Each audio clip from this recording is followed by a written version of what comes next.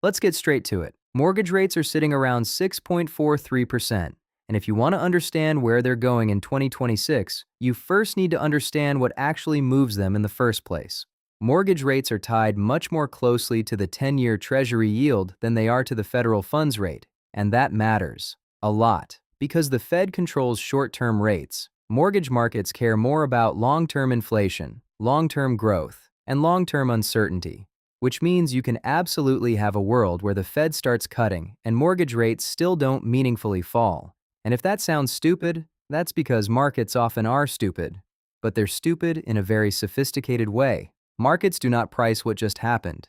They price what they think is coming next. And right now, they're staring at oil. They're staring at whether inflation is actually dying or just pretending to be dead like the villain in a horror movie before one last jump scare. And that's where things start getting messy. Because if you've been paying attention, there was a brief moment where it looked like mortgage rates were finally cooling off. The kind of moment that gets real estate agents posting, "Now is the time" graphics, like they just discovered fire.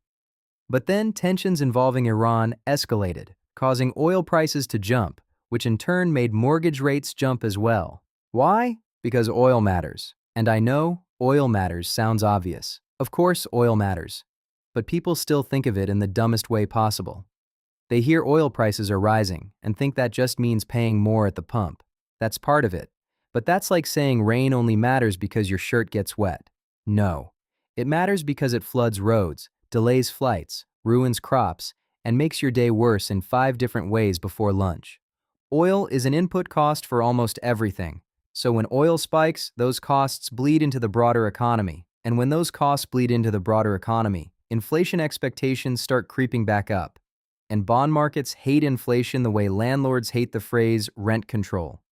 And this is important. Mortgage markets do not need actual inflation to be back at crisis levels before reacting.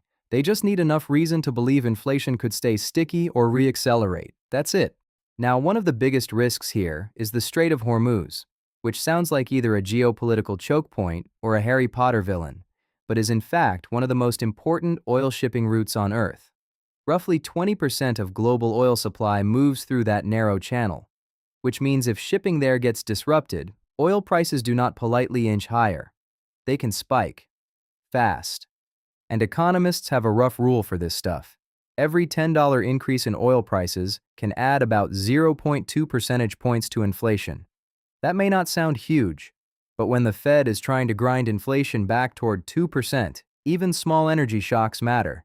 Because the issue isn't just the first-order effect, it's the second-order effect. The price shock spreads. So when people ask where mortgage rates are going in 2026, the lazy answer is, well, if inflation comes down and the Fed cuts, rates should fall. And sure, in the most basic textbook sense, that's true.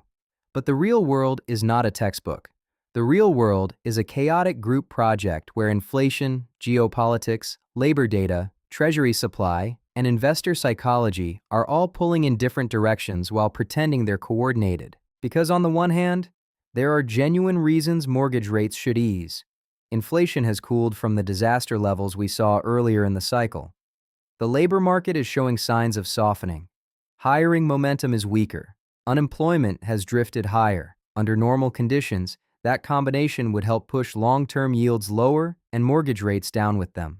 But on the other hand, we still have sticky shelter costs, fragile inflation expectations, elevated treasury issuance, geopolitical risk, and an oil market that can turn into a full-blown problem very quickly.